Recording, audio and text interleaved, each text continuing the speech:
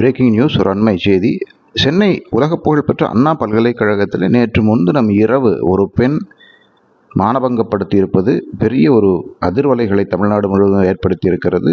ஒரு நபர் கைது செய்யப்பட்டிருக்கிறார் என்று சொன்னாலும் கூட தன்னுடைய நண்பனோடு பேசிக்கொண்டிருந்த இந்த மாணவியை அந்த நண்பனை அடித்து தாக்கிவிட்டு வெளியிலிருந்து வந்த ஒரு நபர் மானபங்கம் அல்லது பலாத்காரம் செய்ய முயற்சித்ததாக தகவல்கள் வருகின்றன. இந்த சம்பவம் சென்னையிலும் மட்டுமல்லாமல் தமிழகம் முழுவதும் சட்டம் ஒழுங்கு எப்படி இருக்கிறது என்ற கேள்வியை எழுப்பி பெரும் அதிர்வலைகளை ஏற்படுத்தி இருக்கிறது. இது போன்ற சம்பவங்கள் அதிகரித்து வருவதாக எதிர்க்கட்சிகள் கருத்து தெரிவித்திருந்தனர்.